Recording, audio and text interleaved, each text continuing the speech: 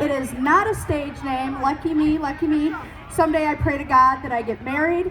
I think the hardest thing about my name my entire life, nobody can spell it. I grew up in a place with a lot of Italian and Polish names. I go somewhere, tell them my last name, they're like, how do you spell that? I'm like, really? Dickman? How do you spell? Well, let me tell you how to spell it. You gotta go slow though, so you can write it down.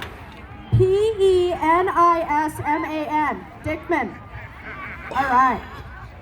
So I've been single for a really, really long time, but I'm excited. I live in Vegas. I came from Wisconsin, moved to Vegas many years ago.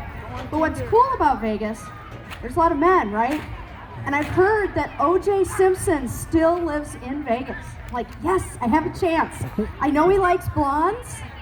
I heard he has a killer personality. So I thought maybe I'd take a stab at that. I'm not really sure. One thing that's hard with my last name is being single. You want to go out on the weekends, you want to go out to eat, you go to the restaurant. What is the first thing they're going to ask you when you want to put your name on the list? Last name? I can't tell them because they won't spell it right. So I just tell them Pity. That way, when they call me, at least I can have a little fun with it. They're like, Pity, party of one, Pity, party of one. And I'm like, over here, I'm right here, I'm right here. My friends, they're all trying to encourage me to internet date. But I think internet dating is like as hard as getting up here, because getting up here is tough. So let's give everybody a hand so far that's been up here, the kids, everybody. I have a lot of good support. My friends, my family, they're like, you've got this. You've got it. All you have to do is put your big girl panties on, get it together, and go out there. So that is what I did today for you. Always wear your big girl panties, especially to all the new graduates that are out there as you head into the world. Put them on, kids, you're gonna need them. So back to internet dating. Never fun, never fun. And they're like, just do it. And I'm like, no, I have bad luck. I am never gonna meet someone cool. I will end up meeting the hot Ted Bundy of the group. And then, if you all know who Ted Bundy is, serial killer, I'll probably end up dead on the side of the road. But that's not the worst part. I think as a woman, the worst thing would be when they find you. Because when they find you, they're always naked. She was found half nude on the side of the road. I'm like, no, nobody needs to be seeing any of this laying on the side of the road. You know, you got things hanging like wet sweat socks. You got things hanging like grapes in the back. Never good, never good. So I've actually decided I'm not dating anymore. I'm just gonna be single.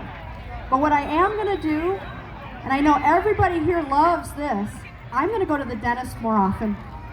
Because everybody loves the dentist, right? That's like everybody's favorite place. Not. I hate the dentist. Even at my age, I get nervous. I hate it, I hate it. But what I've discovered, it's a very erotic place. Do you ever listen to what they say to you when you go to the dentist? You're never gonna go there the same. You're gonna be booking your appointments after this show, let me tell you.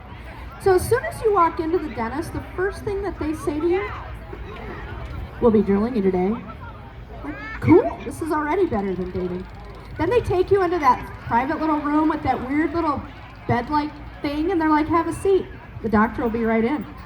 And I'm always a nervous wreck, like I said. So I just sit there, and the doctor comes in, he's like, don't be nervous. It'll be okay, we're gonna numb you up first. Probably won't feel a thing, maybe a little pressure. I'm like, all right, I can handle this. So for the next 30 minutes, I'm gonna get my money's worth because it's expensive. And then when he comes back though, he says, open wide. Then all of a sudden, bam! He shoves all this junk in my mouth, and I'm like, sorry, you know, and I'm like choking, and he's laughing, and said it's been a while. But at least at the dentist, they give you a choice of flavors. They're gonna squirt your mouth, strawberry, raspberry. Bubble gum is great. Original flesh, never good. But near the end, it gets a little weirder. At one point, he's like, I need you to open wide. Or not open wide, I need you to bite down, because they always want you to bite down. And they're like, harder. Bite down as hard as you can. And I'm like, okay, is this good? He's like, that's perfect. I'm like, you're a weirdo. But the end is the best. It's always the best. They actually ask you, did you want to spit? Did you need a rinse?